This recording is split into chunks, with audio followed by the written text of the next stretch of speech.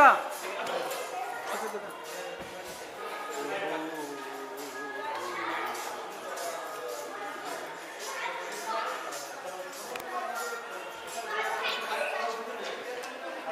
যে ব্যাপার ভালো ওঠে না দাদা সবই না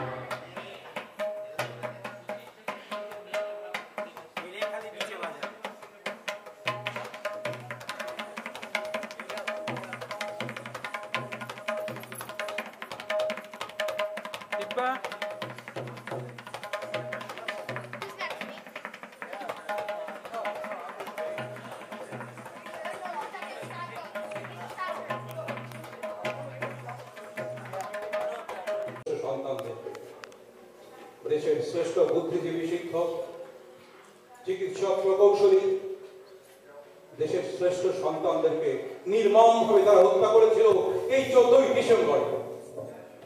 আজ সেই 14ই ডিসেম্বর যাদের রক্তের দানে আমাদের এই স্বাধীনতা অর্জিত, সেই সব মনীষী, সেই সব শ্রেষ্ঠ সন্তানদের আত্মার উদ্দেশ্যে আমাদের শ্রদ্ধা নিবেদন। আসুন আমরা সবাই দাঁড়িয়ে আজকে সেই সব মহান আত্মার প্রতি শ্রদ্ধা নিবেদন করি। এক মিনিট দাঁড়িয়ে নীরবতা পালন উদ্বোধন করছেন জনাব বেগ সাহেব, যাকে দেখলে সবাই বেগবান হয়ে যায়। বিশিষ্ট লেখক, কলামিস্ট, চিন্তাবিদ, বাৎসল্যে ভরা হৃদয়, একজন হৃদয়বান মানুষ এবং উদীচীর বাংলা বিভাগের প্রধান জনাব বেলাল বেগ আজকে আমার সোনার বাংলা অনুষ্ঠানটির আনুষ্ঠানিক উদ্বোধন ঘোষণা করছেন। জনাব বেলাল বেগ।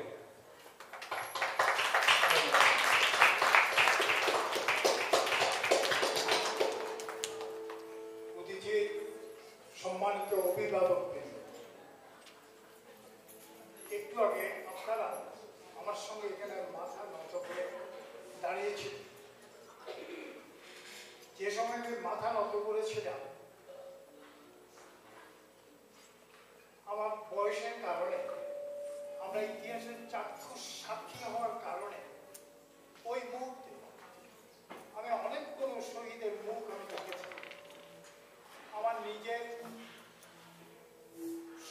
সহকর্মী ছিলেন এবং দুজন মানুষও এই শহীদ বুদ্ধিজীবীদের মধ্যে আছেন, তাদের কথা আমি মনে করেছি। আমরা গত 43 বছর ধরে আমরা মনে করছি এরকম একটা দিন আসলে আনন্দ এবং বেদনা দুটো মুহূর্ত বাঙালিদের একসঙ্গে এসে হাজির হবে। আমাদের বিজয়ের সঙ্গে আমাদের 30 লক্ষ মা বোনের কান্না, হারানো মানুষ হারানো কান্না জড়িত থাকে।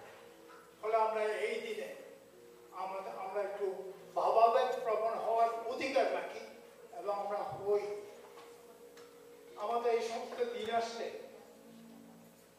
চক্ষু অশ্রুপ্রাচীর হয় না এমন খুব মানুষ কম আছে। কিন্তু আজকে আমরা এই প্রবাসে বসে কান্নাকে প্রাধান্য দিতে পারি না। আমরা এখানে একটা সংগ্রামের জীবন নিয়ে এসেছি এবং বাঙালি ইতিহাস বলে বাঙালি চিরকাল সংগ্রামী একটি জাতি। বাঙালির ইতিহাসের শুরুতে আমরা যে মহান নীতি নিয়ে আমাদের জাতির যাত্রা হয়েছিল, সিনেহ মানুষ ভাই, সবার উপরে মানুষ সত্য, তার উপরে আমরা আমাদের সংস্কৃতি কিছু অংশ ধরে রাখতে সমর্থ হয়েছে। আমরা উদীচীর নিজস্ব দর্শন যে মানুষ মানুষের জন্য এবং পৃথিবীতে শোষণের একটা সমাজ থাকে, বৈষম্যযুক্ত সমাজ মানুষের মনুষ্যত্ব নষ্ট করে। এই উদীচীর এই দর্শন আমরা এই নিউ ইয়র্কেও আমরা এটা চর্চা করার চেষ্টা করছি আপনাদের সহযোগিতা। আপনাদের কাছে উদীচীর পক্ষ থেকে, উদীচীর একজন সদস্য হিসেবে আমি এই জন্য কৃতজ্ঞতা জানাচ্ছি। আজকে শহীদ বুদ্ধিজীবীদের সম্বন্ধে আমার সত্য তার উপরে নয়, এই কথাটা আপনি পৃথিবীর কোনো জাতির ইতিহাসে পাবেন না এমন করে বলা। আমরা হচ্ছে সেই জাতি, আমরা আমাদের সমস্ত মহান ঐতিহ্যগুলোকে সঙ্গে ধরে রাখতে চাই। আমরা চাই আমাদের ছেলে ভাই আমেরিকা যখন এসছে, তারা পৃথিবীর 1 নম্বর রাষ্ট্রে আমাদের প্রতিভার যে বাঙালির যে অন্তর্নিহিত প্রতিভা আছে তার শক্তিতে তারা সামনে এগোবে। সেজন্য আপনাদেরকে ওদের স্কুলের স্বাভাবিক স্কুলের যে কাজগুলো সেখানে ওদেরকে সহযোগিতা করার সঙ্গে সঙ্গে বাঙালি থাকার যে সংগ্রামে আমরা নিয়োজিত আছি সেখানে আপনারা স্বতঃস্ফূর্তভাবে আমাকে সহযোগিতা করবেন। উদীচী গত 15 বছর ধরে এই অনুরোধটাই সমস্ত অভিভাবকদের কাছে করে থাকেন যে বাংলার সংস্কৃতিকে প্রতিষ্ঠিত করুন, বাংলার সংস্কৃতির মানবতাবাদকে আপনারা ধরে রাখুন এবং সেখানে আপনারা সবসময় সহযোগিতা করেছেন। আমাদের মধ্যে এখন সংগঠন নিউ ইয়র্কে তো আমি নেই, এমনকি আমি জানি না আমেরিকা অন্য কোথাও আছে কিনা, যেখানে প্যারেন্টস এবং স্টুডেন্ট সবাই মিলে একটা সমাজ। আমাদের এখানে যে সমস্ত পয়লা বৈশাখের যে খাওয়া দাওয়া হয়, এটা এখন নিউ ইয়র্কের একটা প্রতিষ্ঠান, উদীচী পয়লা বৈশাখ। এখন দেখা যাচ্ছে যে আজকেও যে খাওয়া দাওয়া আয়োজন আপনারা করেছেন, তাতে মনে হচ্ছে এটাও যেন একটা ঐতিহ্য যায় কিনা আমার সন্দেহ আছে। আপনাদেরকে আজকে উপস্থিত হওয়ার জন্য, ছেলে মেয়েদের নিয়ে আসার জন্য উদীচীর পক্ষ থেকে আমি কৃতজ্ঞতা জানাচ্ছি।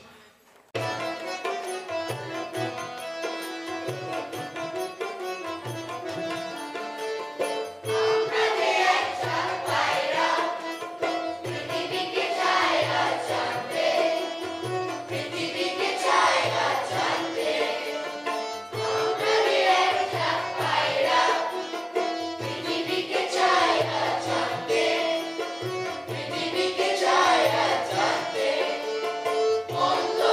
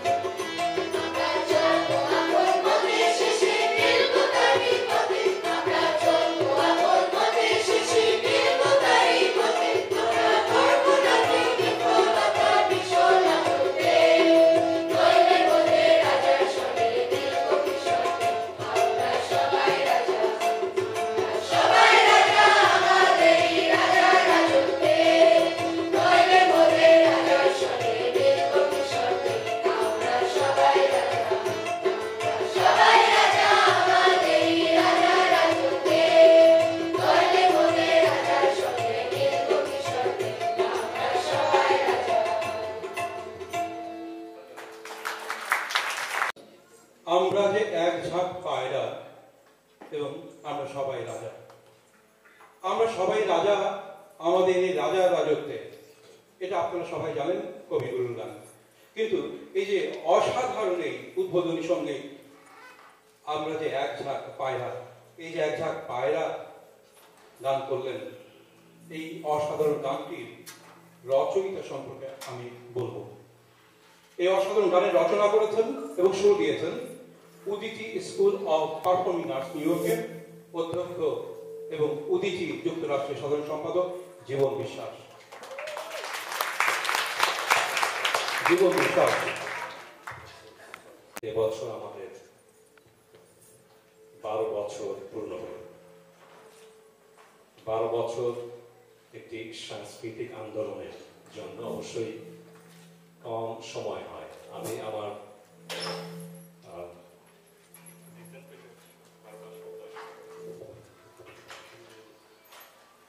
উদিচির অর্জন, এই বাচ্চাদেরকে দাঁড়িয়ে রাখবো না, আমি 1 মিনিট 2 মিনিট কথা বলবো আপনাদের কাছে। এই গত 12 বছর এই স্কুলে এবং তার আগে আরো 6 বছর অন্য জায়গাতে আমাদের যে এই অনুষ্ঠান, আমাদের যে কর্মযজ্ঞ, সেখানে আমাদের প্রাপ্তি কি এবং আমরা কতটুকু অবদান রাখতে পেরেছি, এই প্রসঙ্গে আমি একটু আলোকপাত করতে চাই। বাচ্চারা আমার পেছনে আছে, বাচ্চারা সবসময় দ্রুততায় বিশ্বাস করে, আমিও দ্রুততার সঙ্গে শেষ করার চেষ্টা করব। আমি বলতে চাই আমাদের অর্জন একেবারে কম নয়, কিন্তু একই সঙ্গে যদি বলি যে উদ্দেশ্যে আমরা অভিযোগ করি সেটি সম্পূর্ণভাবে শতকরা 100% আমরা সেই গোল, সেই লক্ষ্যে পৌঁছতে পেরেছি, সেটি বললে আমাদের সঠিক বলা হবে না। এর পেছনে দুটি কারণ। একটি হচ্ছে আমাদের বিভিন্ন রকমের সীমাবদ্ধতা, সেই সীমাবদ্ধতার ভেতরে আমাদের আন্তরিকতার বিন্দুমাত্র ঘাটতি নেই, আমাদের অধ্যবসায়ের বিন্দুমাত্র ঘাটতি নেই। তাহলে আমাদের সমস্যাটি কোথায়? দুটি জায়গাতে আমি বলছি। প্রথমত, প্রতি রোববারে একটি জায়গাতে উপস্থিত হওয়া সবার জন্য সম্ভব নয়। আমি সবসময় এই পরিসংখ্যানটি দিয়ে থাকি। প্রতিটি সপ্তাহে একটি রোববার, মোট 52টি রোববার। এই 52টি রোববারের ভেতরে আমাদের বিভিন্ন কারণে বন্ধ থাকে 10 থেকে 12টি রোববার, থাকে 40টির ভিতরে আমাদের 4টি থাকে পারফরমেন্স, এরকম আজকে যেমন ক্লাসের অংশ হিসেবে এখানে পারফরমেন্স। 4টি যদি আপনারা বাদ দেন, থাকে 36টি রোববার। তার ভিতরে কমপক্ষে 2 থেকে 3টি থাকে রিহার্সাল, থাকে 33টি রোববারের ভিতরে আমাদের ইতিহাসে আছে আপনারা সবচেয়ে বেশি যে ফ্যামিলিতে এসছেন 30টি রোববার। অ্যাভারেজ যারা 2 বছরে স্কুলে আছেন তারা 23 থেকে 27টি রোববার আসেন। এর অর্থ হচ্ছে আপনার আমার বাচ্চা প্রতি বছরে যদি সে গান শিখে তাহলে 23 ঘন্টা অথবা সর্বোচ্চ 27 ঘন্টা এই স্কুলে শিক্ষকের কাছে সে পাঠ নেয়। আমাদের সীমাবদ্ধতা কোথায়? এটি একটি বিরাট সীমাবদ্ধতা। এই সীমাবদ্ধতার ভেতরে অনেক বাচ্চা তৈরি হয়েছে। কত বছর পরে আবারও পরিসংখ্যানের কথা বলি, মাঝে মধ্যে এই বিষয় নিয়ে আমরা বসি, আমরা দেখি কি হচ্ছে। তাতে যারা মোটামুটি 5 বছর, যেটি আমি বলবো বাংলাদেশের হিসেবে 3 মাস থেকে 6 মাস, সেই 5 বছরে বাচ্চারা কিছু শেখে। আপনারা অনেকে হতাশ হবেন, আমরা এখানে যেহেতু ব্যবসা করতে বসিনি, আমাদের সত্য কথাটি আপনাদেরকে জানাতে হবে।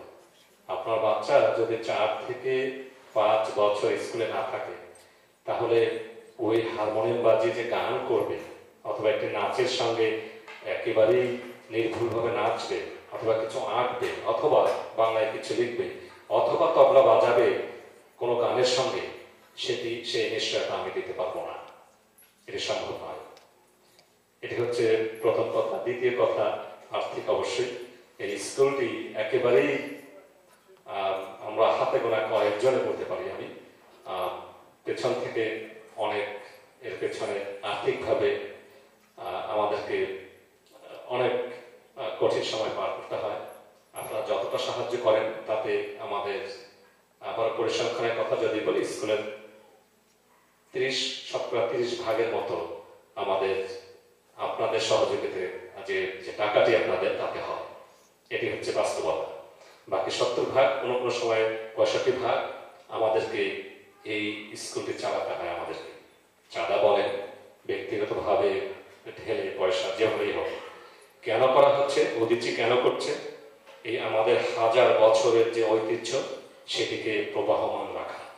আমি দুটি কথা সবসময় বলি। প্রথমত, এই পশ্চিমে, বিদেশে, উত্তর আমেরিকাতে দুটি ধারা প্রবাহমান। তারা কিন্তু তাদের আইডেন্টিটি হারায়নি। একটি হচ্ছে আমেরিকান সংস্কৃতি অবশ্যই, আরেকটি স্প্যানিশ। আপনারা দেখেছেন দুটি সংস্কৃতি পাশাপাশি থেকে, এটা তেল এবং পানি অবশ্যই নয়, কাছাকাছি কোনো একটা যৌথ অ্যামালগেটেড সংস্কৃতি বলতে পারেন। পাশাপাশি থেকে একের সঙ্গে আরেকজনের মধ্যে সংঘাত নেই, অথচ তাদের নিজস্ব পরিচয়ও হারায়নি। এখন এটিকে অনেক লম্বা কথা হবে যদি উচিত এই ধারণাটি থাকে ভেতরে, যে এই পেছনে যারা আছে আমার পেছনে, এরা একসময় ওই স্প্যানিশ সংস্কৃতির মতোই আরেকটি প্রবাহমান ধারা এই দুটি ধারার সঙ্গে ধীরে ধীরে তৈরি করবে, যে ধারাতে অবশ্যই আমরা আমাদের ঐতিহ্য হারাবো না, একই সঙ্গে যে ধারাটি কোনো অবস্থাতেই এই পশ্চিমের ধারার বিপরীতে কাজ করবে না। যদি এটি বলি, অনেক বেশি বলা হবে। এই উদীচীর যে আদর্শ, যদি সেটিকে বলি, 1968 সালের 29 অক্টোবর সত্যেন সেন এটি আরো অনেকের সহযোগিতায় করেছিলেন। রণেশ বাবু, আপনারা অবশ্যই নাম শুনেছেন। সেই ধারা থেকে আমরা বিচ্যুত হইনি, হব না। বাংলাদেশের তখনকার নাম ছিল পূর্ব পাকিস্তান। আমি এই কথাটি আবারও বলি, পূর্ব পাকিস্তান নাম ছিল বাংলাদেশের, এখন নাম বাংলাদেশ। কিন্তু যে জিনিসটি কোনো অবস্থাতেই, যে জিনিসের ব্যবচ্ছেদ ঘটেনি, যে জিনিসের পরিবর্তন হয়নি, সেটি কি? আপনাদের কাছে আমার কুইজ, সেটি কি? আমাদের সংস্কৃতি, আমাদের বাঙালিত্ব। উদীচী কোনো অবস্থাতেই একটি রাজনৈতিক প্ল্যাটফর্ম নয়, কিন্তু আমরা বিশ্বাস করি বাঙালিত্বে। অনেকে এসে এখানে বলেন, ভাই বাঙালিত্ব তো আওয়ামী লীগের কথা বলতেছেন। না, আওয়ামী লীগ আর আরেকটি ওই বস্তাপচা যে রাজনীতি, বাংলাদেশি জাতীয়তাবাদ, খেয়াল রাখবেন বাংলাদেশে তৈরি হয়েছে 1971-এ। তার আগে ওই জাতীয়তাবাদ কোথায় ছিল আমরা কেউ জানি না। কিন্তু আমরা যেটি জানি, বাঙালিত্ব সেটি আমার আপনার 10 জেনারেশন আগেও ছিল, সেটি থাকবে, এটি কখনো মনে না। পাশের একটি দেশের কথা দেখুন, বার্মা, নামটি শুনেছেন না? বার্মা তো নাই পৃথিবীতে এখন, এটি জানেন অবশ্যই। এখন কি আছে? মায়ানমার। তাহলে আমি কি মায়ানমারের তো আমরা এখন বলবো, অথবা বার্মার তো যেটা ছিল সেটা বলবো? এই কথাগুলো যদি আমরা বাংলাদেশের যে উত্তরাধিকার আমরা নিয়ে এসেছি এখানে, তাদের কাছে যদি আমরা বলতে চাই, এতে অন্যায়ের কিছু নেই। কাজেই যাদের ভেতরে অনেকে এখানে আসেন, আমাকে প্রশ্ন করেন, ভাই বাঙালি জাতীয়তাবাদ এটি তো আওয়ামী লীগ বলে, আমার এটি জানা নাই। আওয়ামী লীগ বললে ভালো, আমি তাদেরকে পছন্দ করব, কিন্তু আমার উদীচী সেটি বলে। বাঙালিত্ব আমার হাজার বছরের সংস্কৃতি, সেটি আমাদের আদর্শ। সেই সংস্কৃতির ডাইনে এবং বায়ে কি আছে সেটি জানার মতো সময় আমার নেই, আমার সংগঠনের নেই। বাঙালিত্ব এগিয়ে চলবে। আমার পেছনে যারা দাঁড়িয়ে আছে, এরা সেই বাঙালিত্বের, আমি বলবো বাঙালিত্বের যে স্বর্ণপ্রভা, সেই স্বর্ণপ্রভাকে অবগাহন করবে। এটি হচ্ছে উদীচী। আপনাদের সবাইকে ধন্যবাদ আমার এই লম্বা বক্তব্য শোনার জন্য। কিন্তু একটি নাম না বললে হবেই না। এই পেছনে, কারণ অনেক সময় আমরা ভুলে যাই কথাগুলো বলতে, পেছনে যে দেখছেন এত সুন্দর একটি ব্যাকগ্রাউন্ড দেখছেন, এটির রূপকার হচ্ছেন আমাদের উদীচী স্কুলেরই শিক্ষিকা জেবুল চৌধুরী। আমি এই কথাগুলো বলতে কিছুটা আবেগপ্রবণ হই। আমার ওনাকে বলি যেভাবেই ব্যাকগ্রাউন্ড করতে হবে। এই উনি 2008 থেকে আমার সঙ্গে এখানে আছেন, আমাদের সঙ্গে। বলি ব্যাকগ্রাউন্ড করতে হবে, বাকিটি কিভাবে করেন আমার কোনো আইডিয়া নেই। কাজেই যদি বলি কর্মীর কথা বলি, তাহলে বলবো একনিষ্ঠ কর্মী। আর এর সঙ্গে আরো একটি কর্মী আছেন, আমরা ধীরে ধীরে পরিচয় করিয়ে দেবো। কিন্তু এই বাচ্চারা যে অনেকগুলো ছবি আপনারা দেখবেন, কারণ এদের আর্টের দিক থেকে, আর্টের বিভাগে আমাদের অন্য কোনো অনুষ্ঠান নেই। একটু বলতে চাই, এই যে যে ছবিগুলো দেখছেন এখানে এবং এখানে যে ছবি, এই সবই উদীচীর বাচ্চাদের করা। এর প্রত্যেকেরই করা, একটু হাততালি দেবেন এই সবাই। এবং পেছনে যে দুপাশে দুটি আপনারা স্তম্ভ মতো দেখছেন, ওখানে যে ছবিগুলো সব বাচ্চাদের করা। স্কুলে তারা শিখেছেন, অনেকে স্কুলে না শিখেও বাইরে থেকেই খুব সুন্দর করে করেছে। এটি আমাদের ঐতিহ্য। এই লম্বা কথাটি শিখে যাবেন আপনার, যদি কারো ভুল থাকে, হ্যাঁ ক্ষমা করবেন। এই কথাটা হচ্ছে যে এই প্রতি বছর যখন আমরা বিজয় দিবসে একটা অনুষ্ঠান করি, অনুষ্ঠান করতে গেলে এর পেছনে যে কতগুলি কর্মী খাটে, এই আমাদের বাচ্চা সহ, তারা শেখে আমরা কিভাবে বাংলাদেশে কাজ করতাম। এরা যখন মঞ্চের পেছনে খাটে, তারা কিন্তু তখন ভাবে না যে আমাদের পরিচয়ের যে কিছু সমস্যা আমাদের রয়ে গেছে, আমরা ওই বিভিন্ন রাজনৈতিক মতবাদে, বিভিন্ন জন বিশ্বাসী, বিভিন্ন জন বিভিন্ন ধর্মাবলম্বী, এই কথাগুলো তাদের মাথায় এখন থাকে না। এটি উচিত, এটি যার যার ঘরে থাকবে বা না থাকবে সেটা আপনাদের যার যার ব্যাপার। উচিত ভেতরে যখন বাচ্চা আসে, তখন সে বাঙালিত্বের এই স্রোতধারায় অবগাহন করে। ধন্যবাদ আপনাদেরকে। বাংলা অনুষ্ঠানে দরকার, তাই আমরা এটি তাদের মনে সঞ্চারিত করবার চেষ্টা করেছি। কবিতাটির নাম আমার পণ। আমাদের পণ কি হওয়া উচিত। মদন মোহন তর্কালঙ্কার লিখেছেন। মদন মোহন তর্কালঙ্কার কবিতাটি আমার পণ।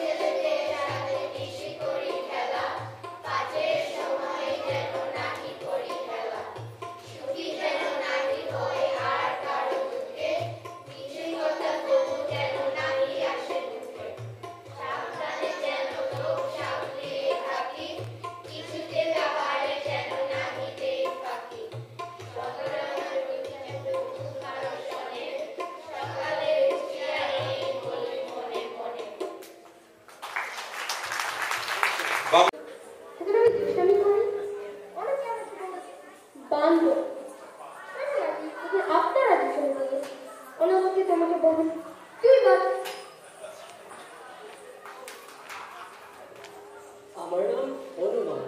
দেখতে দেখতে গাছ বানরের মতো, আবার খানিকটা মানুষের মতো বটে, কিন্তু মানুষ নয়।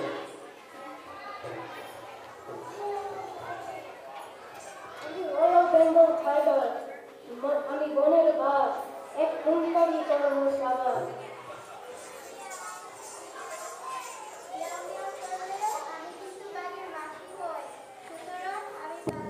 অনেক বড়।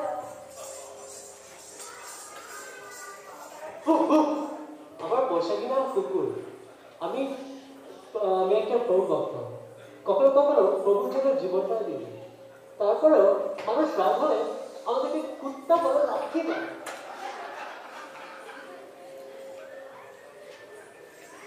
আমি হাতি, বিশাল ও সুন্দর প্রাণী, কিন্তু আফসোস চোখ দুটো ছোট বলে আমি জানলাতে বের হতে পারবো না।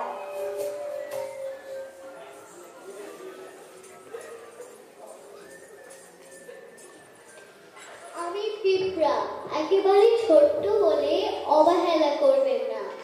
এক কামড়ে বের করে দিতে পারি।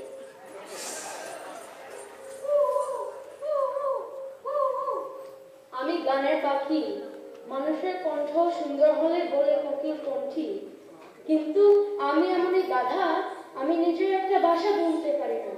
ডিম ফুটায় থাকে বাসা।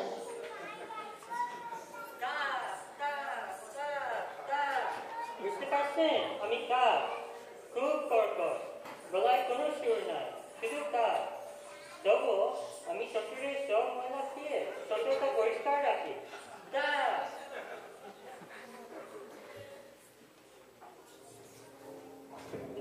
নমস্কার, আসসালাম আলাইকুম, গুড মর্নিং। বলচাল দেখে বুঝতে পারছেন আমি একজন মানুষ। সৃষ্টিকর্তা সৃষ্টির সেরা জীব হিসেবে আমাকে তৈরি করেছে, কিন্তু আজকে শুধু একটা জিনিসের জন্য আমি সেরা, আর সেটা হলো মানুষের ক্ষতি করা আর মানুষকে মেরে ফেলা।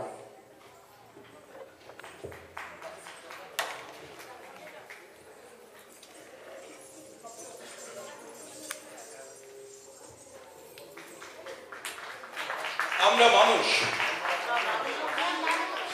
কিন্তু আমাদের আজকের কর্ম দেখে আমাদেরকে কি মানুষ বলে মনে হয়? আমরা কি সত্যি সৃষ্টির শ্রেষ্ঠ জীব? না, আমাদেরকে দেখে আর মানুষ মনে হয় না। ধন্যবাদ সবাইকে। এই তির্যক সংলাপ নামক একাঙ্কিকা নাটকে দেখলেন পরিবেশন করলেন বাংলা বিভাগের ছাত্রছাত্রীরা। ধন্যবাদ। ছাত্রছাত্রীদের নিয়ে একটি প্রতিযোগিতার অনুষ্ঠান। সেই অনুষ্ঠানটি যে প্রশ্নগুলি সেটি বাংলাদেশের স্বাধীনতা সম্পর্কে নিয়ে। দুইটা গ্রুপের মধ্যে 12টা প্রশ্ন থাকবে। যে গ্রুপ জিতবে তাদের মধ্যে পুরস্কার আছে। তো আমি শুরু করছি। বাংলাদেশের মুক্তিযুদ্ধের সময় ভারতের প্রধানমন্ত্রী ছিলেন চন্দ্রশেখর, বিপি সিং, গুলজারিলাল নন্দ এবং ইন্দিরা গান্ধী। প্রশ্নের উত্তর সঠিক হয়েছে। বাংলাদেশের মুক্তিযুদ্ধের বিরোধিতা করেছিল ভারত, চীন, রাশিয়া এবং ইংল্যান্ড।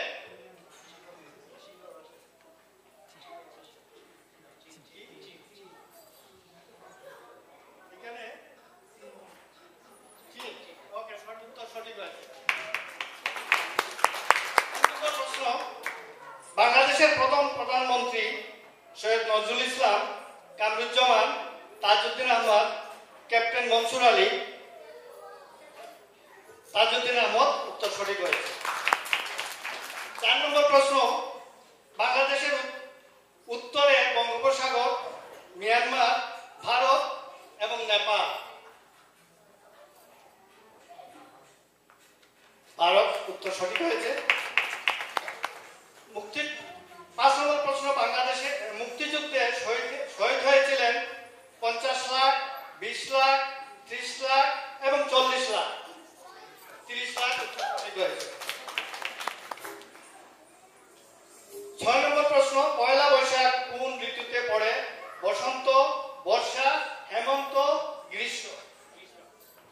উত্তর সঠিক হয়েছে। 7 নম্বর প্রশ্ন, 7ই মার্চ স্বাধীনতার ঘোষণা দিয়েছিলেন তাজউদ্দিন আহমদ, তুফাইল আহমদ, খন্দকার মুস্তাক আহমদ। উত্তর সঠিক হয়নি। 7ই মার্চ স্বাধীনতার ঘোষণা দিয়েছিলেন তাজউদ্দিন আহমদ, তুফাইল আহমদ, খন্দকার মুস্তাক আহমদ।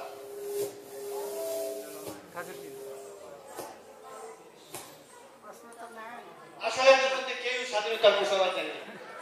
উত্তর সঠিক। 8 নম্বর প্রশ্ন, 15ই আগস্ট বঙ্গবন্ধুর জন্মদিন, সিপাহী বিপ্লব, শোক দিবস, জেল হত্যা দিবস।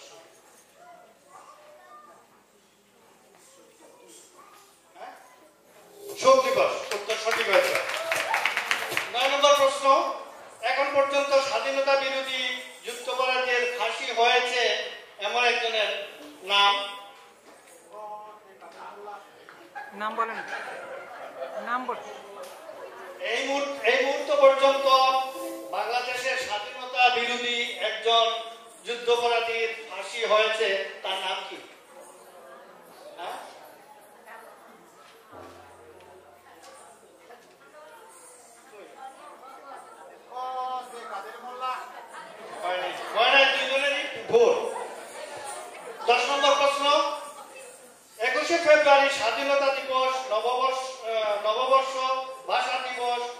বঙ্গবন্ধু হত্যা দিবস,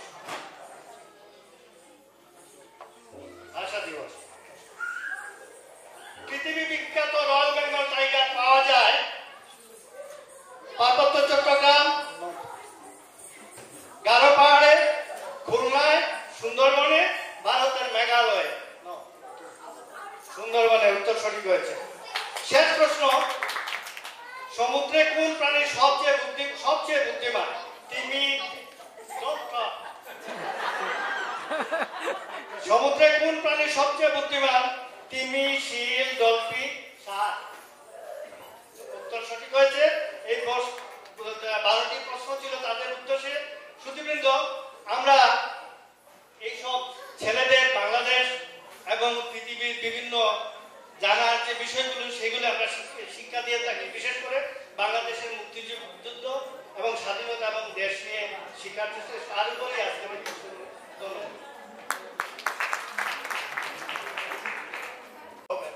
আমাদের স্কুলের পরিচালক মহোদয় গান ফ্রি নয় কি আমরা সময়টা ঠিক মতো রাখতে পারি। আচ্ছা, আমাদের প্রথমে ছোট থেকে বলছি, তোমরা কেউ পাখির নাম জানো? একজন মাত্র জানো পাখির নাম? অনেকে 7টা পাখির নাম জানে। আর কে কে জানো? তুমি 7টা পাখির নাম যদি জানো, আমি বলবো 1, 2, 3 সব শুরু করবে। রেডি? 1, 2, 3।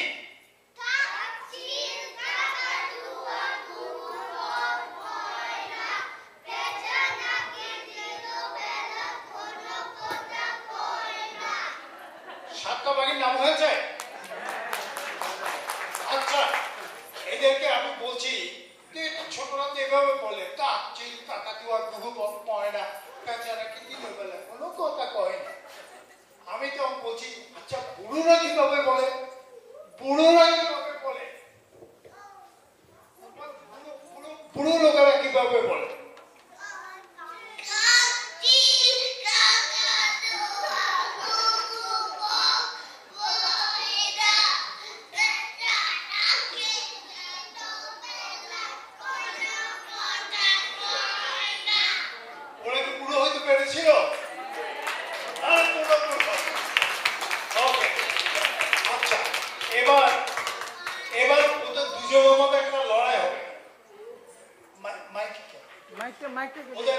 ওদের দুজনের মধ্যে একটা লড়াই হবে। আচ্ছা, প্রথম আসবে প্রমিত। আসো প্রমিত।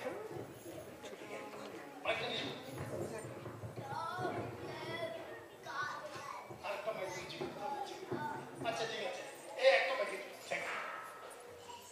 প্রমিতের সঙ্গে কে লড়াই করবে? আচ্ছা ঠিক আছে, পাখির নামে ওদের মধ্যে হবে কে কটা পাখির নাম দেয়। একটা প্রতিযোগিতা। তুমি করতে চাও? কে পারো? তুমি? এই দুইজন প্রতিযোগী, আমি কিন্তু জানি না তোমার নাম বলো। নুসরাত ফাতেমা চৌধুরী। প্রমিত মোহন আচার্য। ওকে, আমি 1, 2, 3 বললে আচার্য শুরু করবে। রেডি?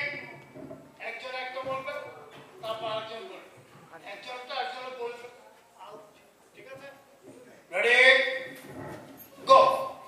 কাক, চিল, কাকাতুয়া, ঘুঘু, বক,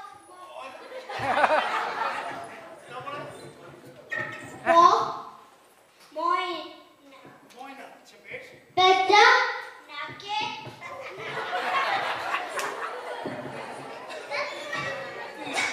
নাকি নামে তো কোনো পাখি নেই, তাহলে তুমি আমাদের 5-7টা পাখির নাম মুখস্থ করেছো।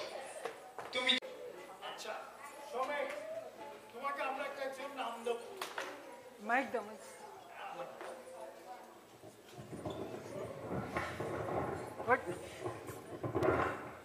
সবাই, তোমাকে আমরা একটা কিছু নাম দেব। তোমাকে 10টি প্রশ্ন করে নামটি কি নাম দিয়েছি তোমাকে এটা বার করতে হবে। শর্ত হচ্ছে তুমি প্রশ্ন করবে এভাবে, আমি কি ভাত খাই, কিংবা আমার পায়ে গোবর লাগলে কি আমি লাফ দিয়ে উঠি, এই জাতীয়। অর্থাৎ তুমি বুদ্ধি করে প্রশ্ন করবে, যার একমাত্র উত্তর হবে হ্যাঁ অথবা না। এমন কোন প্রশ্ন করতে পারবে না যেখানে সরাসরি উত্তর উত্তর হতে হবে হ্যাঁ। ওরা কেবল দুটো শব্দ জানে, তোমরা দুটো শব্দ জানো, কি কি? হ্যাঁ না। ওকে, রেডি? তুমি এখানে থাকো, কোনো দিয়ে টাকা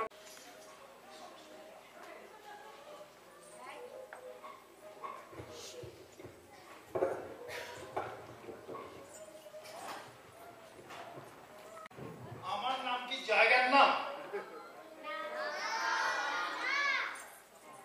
আমার নাম পশুর নাম। পশু means what?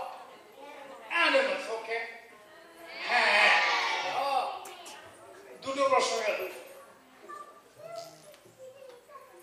আমার দুইটা পা আছে?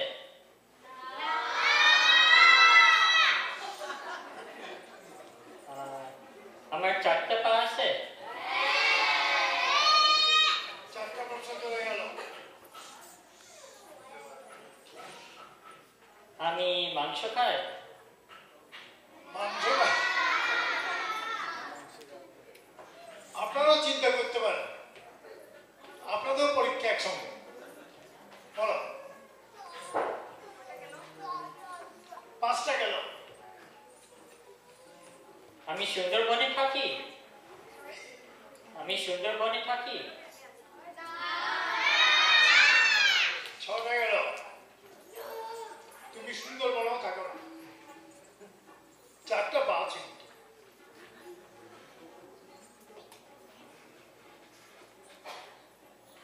6টা গেল। 4 more left. তুমি না, তোমার সিং নেই। তুমি সিং নেই, তোমার ঘাস খাও, তোমার 4টা পা আছে। আমার থেকে দূর আছে? পা আবার বলো। আমার থেকে দূর হয়? আমার দুধ দেয়? দুধ দে ও, তুমি কি দুধ দাও? না না।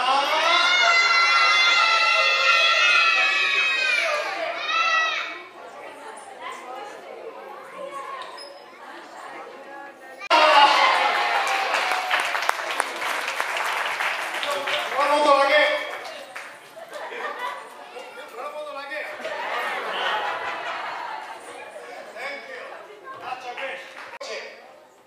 মনে হয় কিন্তু একজন যা বলবো আরেকজন সেটা বলতে পারবে না। ঠিক আছে? প্রতিযোগিতার বিষয় হচ্ছে মানুষের নাম। শুরু করো তুমি।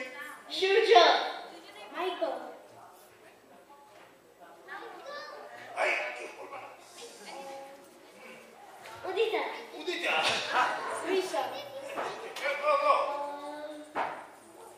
Go, go, go. Anisha, Mahi, Sweety, Saharia, 1. সায়াম, সপ্তম, Go, go. নাদিফা, প্রাপ্তি,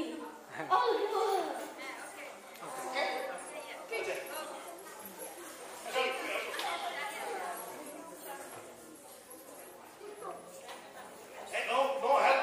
1. বলে দিতে চাই যে কোনো ভাষা মানে হচ্ছে এটা যদি বারবার সে কানে না ঢোকে, বারবার না বলা হয়, ভাষার মনের ভিতরে ঢুকে। সেই জন্য ভাষার শব্দচারে প্রয়োগ করতে আমি আপনাদের অনুরোধ করবো যে আপনারা বাচ্চাদেরকে বাড়িতে বাংলাতে কথা বলবেন এবং অভ্যাস করেন। তাহলে হলে কি আপনারা যেমন আমাদের সংস্কৃতিকে এখানে প্রতিষ্ঠা করার সাহায্য করবেন, তেমনি আমাদের উদ্যোগীকে সাহায্য করবেন, আমাদের বাচ্চাদের সাহায্য করবেন। আপনাদের অনেক ধন্যবাদ। সবাই দীপ্ত রায়, দিব্য রায়, রীতা তন্নি, নন্দিতা ভৌমিক, শোভন বালা, ঋত্বিক ঘোষ, সঙ্গীতা চক্রবর্তী, সরণিকা চক্রবর্তী, তৃষা মণ্ডল, অনিক মণ্ডল, অনির্বাণ রায়, অমৃতা রায়, অভিক নাথ, মাহিন শাহরিয়ার, নাজিফা তাবাসসুম, প্রমিত আচার্য, সত্যম ধর, সায়ান আশরাফ, সৌমিক আশরাফ, আয়েশা রূপকথা, রাবেয়া বসরি, লামিয়া তালুকদার, মুনিয়াত চৌধুরী, মাহিন আলম, জারিন আক্তার, অচিন্ত রায়, আদিত্য রায়, তৃষা রায়, অর্ঘ রায়, মিথিলা হালদার, আবিদ হালদার, স্বামী স্পন্দন, নীলাঞ্জন মজুমদার, দেবাঞ্জন মজুমদার, নুদরাত চৌধুরী, দেবার্পিতা দে, নাভিয়ানা চৌধুরী, দুর্জয় রায়, শ্রীজয় রায়, অনুপল চৌধুরী, ইশতিয়াক সামিল। এরা শুধু আজকের অংশগ্রহণে বাংলা বিভাগে। সুধীমণ্ডলী এবারের পরিবেশনা নৃত্য বিভাগে। নৃত্য বিভাগে এবারে প্রথম একটি নৃত্য হবে জয় বাংলা বাংলার জয়, এই গানের তালে। গানের সঙ্গে হবে জয় বাংলা বাংলার জয়। নৃত্য বিভাগের আর বাকি নৃত্যগুলি পরিবেশিত হবে যথাক্রমে তবলা অনুষ্ঠানের শেষে এবং আজকের অনুষ্ঠানের সবশেষে। এখন পরিবেশিত হচ্ছে নৃত্য বিভাগের পরিবেশনায় একটি নৃত্য জয় বাংলা বাংলার জয়।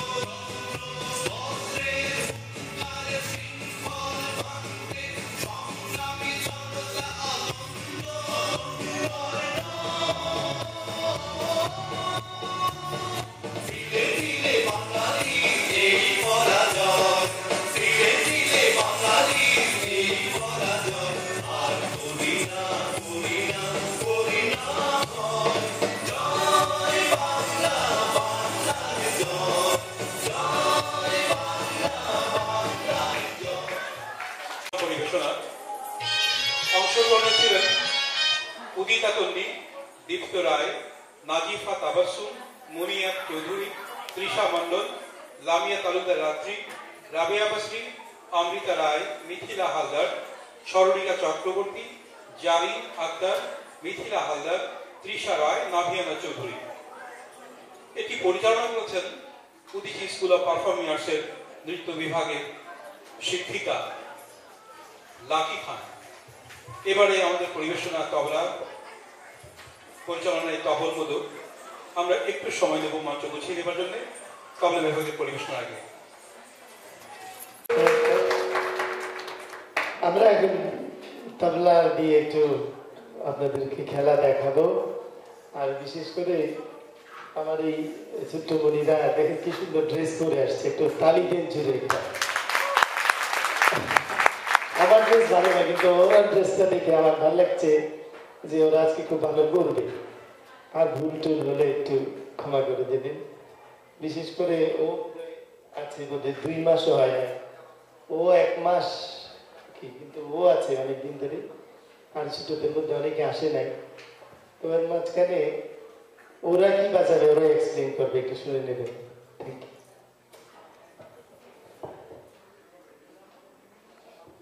We are going to play Ting Tong. Namaskar, my name is Abhi Nath.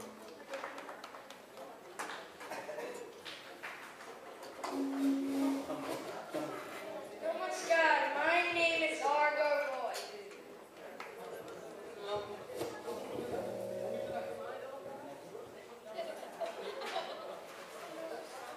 My name is Spencer Roy. We will be playing Ting Tong Tabla Sola. The Ting Tong Tekka goes like this.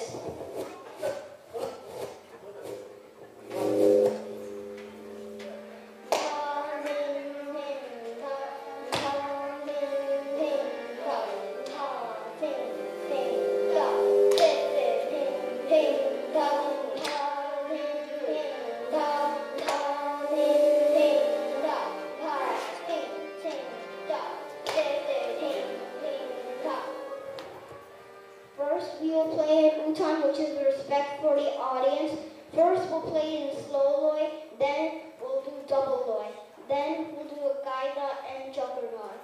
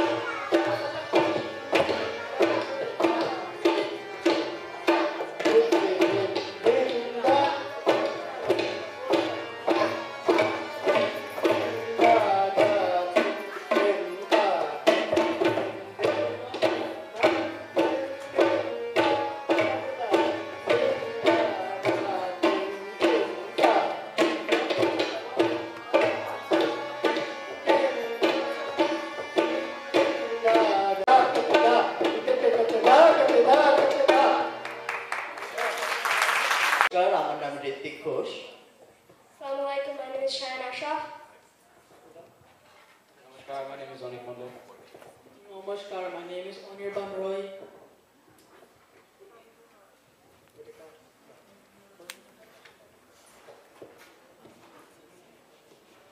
Today we'll be playing a double solo based on Tintal. Tintal has 16 beats, 4 divisions, 3 talis, and 1 kali.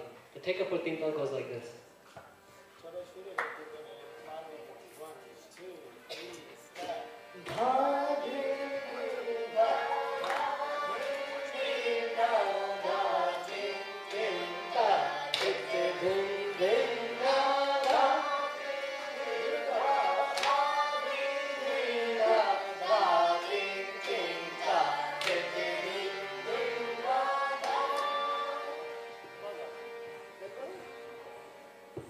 Today, first we'll be playing an Utan, which is respect for the audience.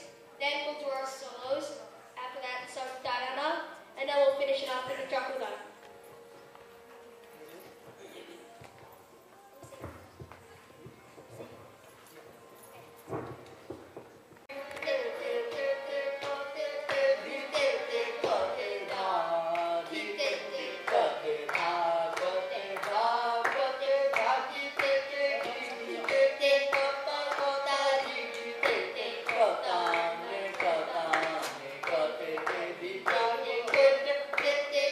Thank you.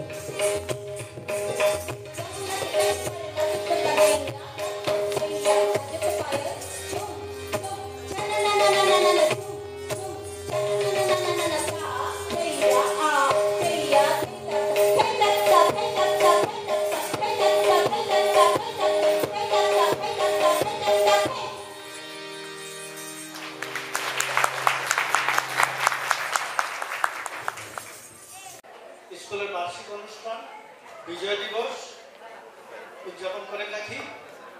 এবছর আরো একটা, যেহেতু 16ই ডিসেম্বরের আগে এবং আজকে 14ই December, এটা আরেকটা প্রেক্ষিত বুদ্ধিজীবী হত্যা দিবস। ফলে এবার আমাদের তিনটা পর্ব নিয়ে আমরা আলোচনা করব। আপনারা জানেন পাকিস্তানি হানাদার বাহিনী আমাদের কাছে যখন একেবারে নিশ্চিত পরাজয় জানে, তখন বাঙালি জাতিকে মেধা শূন্য করার জন্য আমাদের জাতির বিবেক বুদ্ধিজীবীদের চোখ ভেদে ধরে ধরে নিয়ে হত্যা করে। এই একটা পর্ব। আরেকটা পর্ব আমরা বিজয় দিবস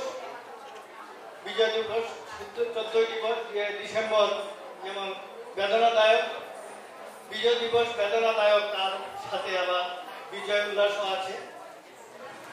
তারপরে যেটা আমরা সংযুক্ত করতে চাই সেটা হলো যুদ্ধাপরাধী বিচার এবং শাস্তির ব্যাপারটা এবং জামাতের সাথে।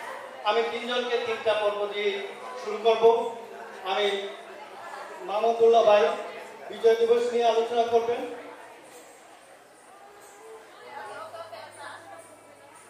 কবির আনোয়ার বুদ্ধিজীবীদের নিয়ে আলোচনা করবেন এবং বেলাল ভাই যুদ্ধাপরাধীদের বিচার নিয়ে আলোচনা করবেন। আমি প্রথমেই যারা মাহমুদুল্লাহ ভাইকে বক্তব্য দেওয়ার জন্য খুব সংক্ষেপে, আমাদের সময় নিয়ে নেয়, সংক্ষেপে যতটুকু পারেন করার জন্য অনুরোধ করছি। ধন্যবাদ।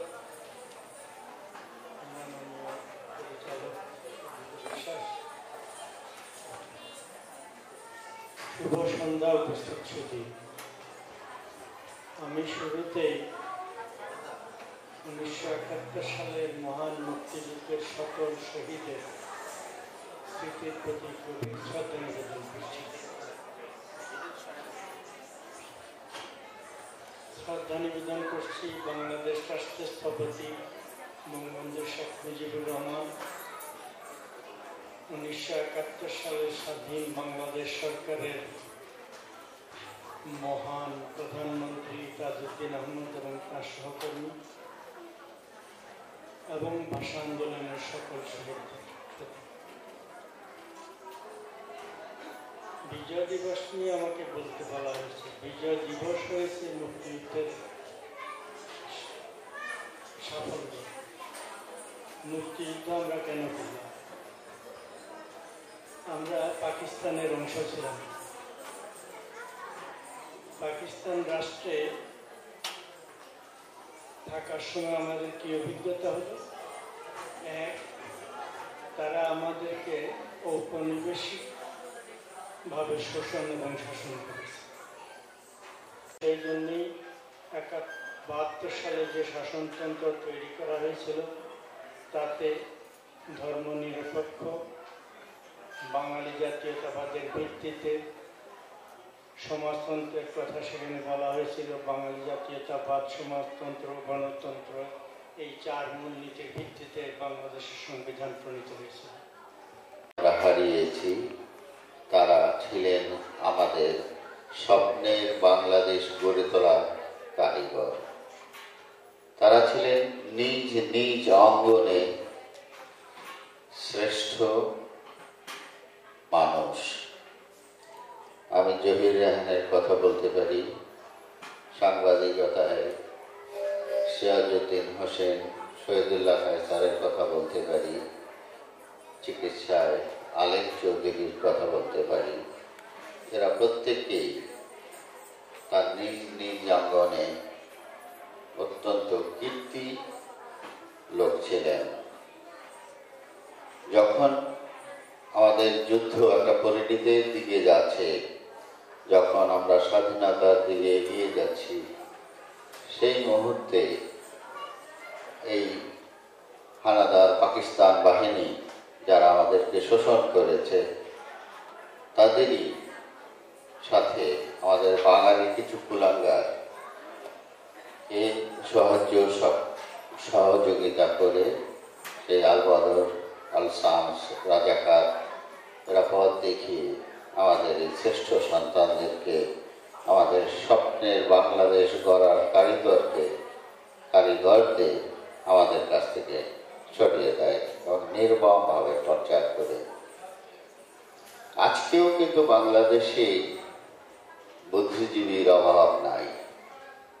আজকের বুদ্ধিজীবীরা সবাই না হলেও অধিকাংশ ক্ষেত্রেই এরা দুইটি দলে ভাগ হয়ে গেছে।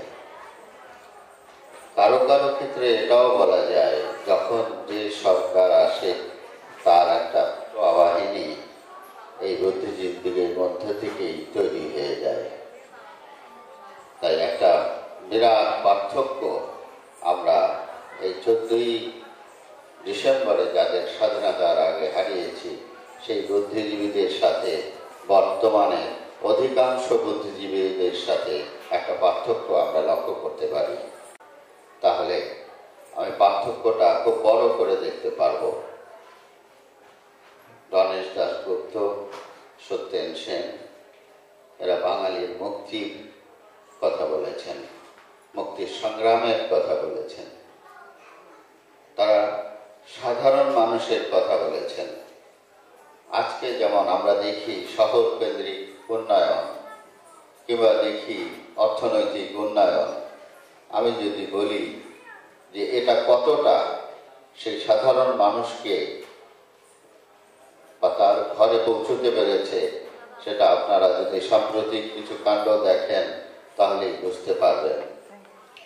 এখনো ঈদের সময়ে এই শ্রমিকদের বোনাস পেতে, বেতন পেতে অনশন ধর্মঘট করতে হয়। এখনো কৃষক যতই অধিক খাদ্য ফলায় করে ফসল বনুক কিংবা ফসল ঘরে উঠুক, যখন বিক্রি হতে যায় তখন এক ধরনের পেটোয়া বাহিনী তারা সরকারের সাথে নানান রকম সম্পর্কের কথা বলে কেউ সরকারের পক্ষ হয়ে, যখন যে সরকার আসে এই সব ফসলের মধ্যে মধ্যস্বত্বভোগী হিসাবে এদের ফসল নিয়ে এই শহরে এসে মুনাফা লাভ করলেও অধিকাংশ কৃষক সেই মূল্য পেত না। কি করে তার উন্নয়ন হবে, তার স্বাধীনতার স্বাদ পাবে, সেইটার চিন্তা করা।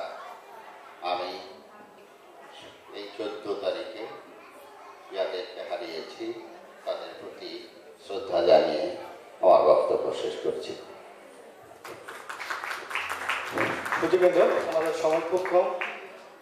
বেলাল ভাইকে আমি খুব 2 মিনিটের মধ্যে তার বক্তব্য শেষ করতে বলবো, যে আমরা তার যুদ্ধাপরাধীর বিচার চলছে, সেই বিচার আর কিভাবে হওয়া উচিত, কতটুকু হওয়া উচিত, সেই ব্যাপারে তার অভিমত এবং আমাদের কর্তব্য কি সেটা সম্পর্কে 2 মিনিটের বক্তব্য রাখার জন্য।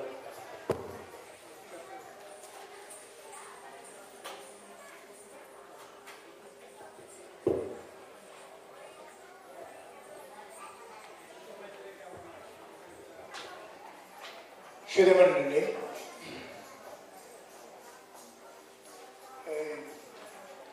যুদ্ধ অপরাধীর বিচার হওয়ার কথা ছিল অনেক আগে। বাংলাদেশের মুক্তিযুদ্ধের শেষ হওয়ার পরে এই সমস্ত অপরাধীদের ধরা হয়েছিল, তখনই জেল ভর্তি হয়ে গেছে। কিন্তু একজন বিশ্বাসঘাতক যে আমাদের লুকিয়েছিল এটা আমরা জানতাম না। ওই বিশ্বাসঘাতকের প্রয়োজন নেতৃত্বে বঙ্গবন্ধুকে সপরিবার হত্যা এবং জেলখানায় আওয়ামী লীগের তৎকালীন বা বাংলাদেশের জাতীয় চার শ্রেষ্ঠ নেতাকে জেলখানায় হত্যা করে বাংলাদেশের স্বাধীনতাকে অঙ্কুরে বিনষ্ট করার জন্য যে প্রচন্ড ষড়যন্ত্র শুরু হয়েছিল, সেই ষড়যন্ত্র কবলে পড়ে আমরা বাংলাদেশের স্বাধীনতার অনেকগুলো বছর বাংলাদেশের সেনাবাহিনী কর্তৃক লুণ্ঠিত হয়েছে। বছরগুলো আমাদের কাছ থেকে ছিনিয়ে নেওয়া হয়েছে, আমাদের সভ্যতা থেকে ছিনিয়ে নেওয়া হয়েছে, জনগণের ঐতিহ্য থেকে ছিনিয়ে নেওয়া হয়েছে। এই যে এদের নাম বলতে আমার কষ্ট লাগে। চণ্ডীদাসের দেশে জন্মগ্রহণটা একজন মানুষ, রবীন্দ্রনাথের দেশের জন্মগ্রহণ একজন মানুষ। আমরা কি করে কুলেখাতের নাম উচ্চারণ করে জিয়াউর রহমান, এরশাদ, হ্যাঁ, তারা তাদের এই সমস্ত কাহিনীর অবসান হবে যদি আমরা বাংলাদেশের যুদ্ধ অপরাধীকে বিচারটা সম্পূর্ণ করতে পারি। এই কুলাকাতে একটা ফাঁসির সঙ্গে সঙ্গে বাংলাদেশের বেদনার ভার কমে যায়। আমরা চাই এই যুদ্ধ অপরাধীর বিচার দ্রুত সম্পন্ন করা হোক। যদি দ্রুত সম্পন্ন করতে না পারে তাহলে মনে রাখবেন যে সাপটার লেজে পায়ে দিয়েছে সে সাপটাই আমাদের দংশন করবে। এই যুদ্ধ অপরাধীদের পেছনে যে শক্তি আছে তারাই উল্টো আমাদের বিরুদ্ধে লেগে যাবে, তখন আমাদের কষ্টের দিনের শেষ হবে না। সুতরাং যুদ্ধ অপরাধীর বিচার করা মানে হতে স্বাধীনতাকে নিষ্কণ্টক করা চিরকালের জন্য। আমরা চাই শেখ হাসিনার যোগ্য নেতৃত্বে এই বিচারটা দ্রুত সম্পাদন করা হোক, জাতিকে কলঙ্ক মুক্ত করা হোক এবং বাংলাদেশে যে জাগরণের যে জোয়ারটা উঠছে এটাকে আরো বেশি জোরদার করা হোক। বাংলাদেশ এখন রাইজিং স্টার, সাউথ ইস্ট এশিয়ার leading country. We want to be the leading country of the world because we have the spiritual and the physical and the mental capacities. আমি জয় বাংলা বলে আমার অনুষ্ঠানটা শেষ করতে চাচ্ছি। জয় বাংলা। সুন্দরের বক্তব্যের আলোকে আপনাদেরকে আমি 3টা গল্প শোনাবো। কেন আমরা তাদের বিচার চাই, বিচারের প্রয়োজনটা কি, আপনাদের আমার দায়িত্বটা কি, আমি একটুখানি বলতে চাই। আমার বক্তব্যের পরে যদি আপনারা মনে করেন পরে বিচার হওয়া উচিত নয়, আমার বলার কিছু নেই। আমি একজন মুক্তিযোদ্ধা ছিলাম, শুধু মুক্তিযোদ্ধা না, আমি মুক্তিযুদ্ধের সংগঠকও ছিলাম।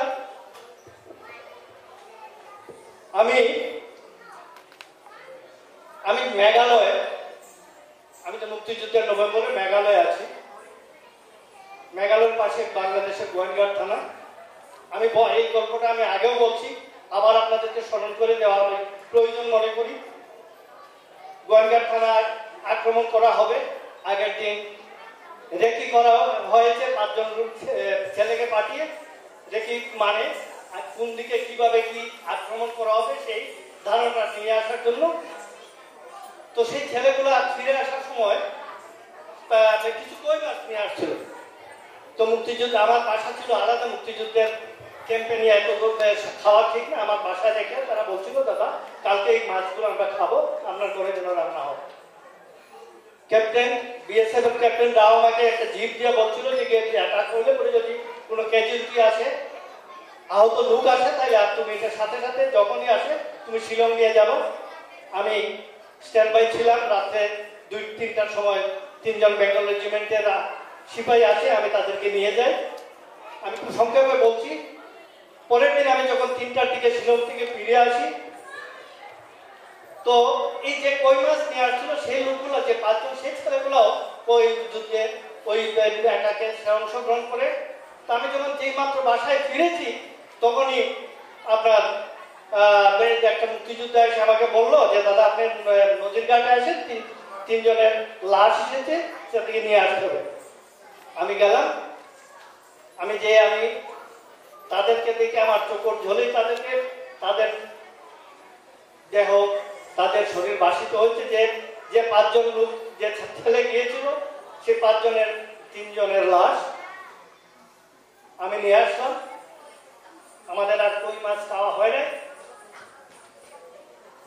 আমি জানি না তাদের বাবা মা ভাই বোন নিশ্চয়ই তাদের জন্য অপেক্ষা ছিল, আজ অপেক্ষা আছে।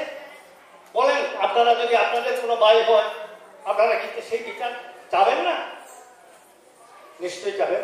আমি আরেকটা কথা বলি,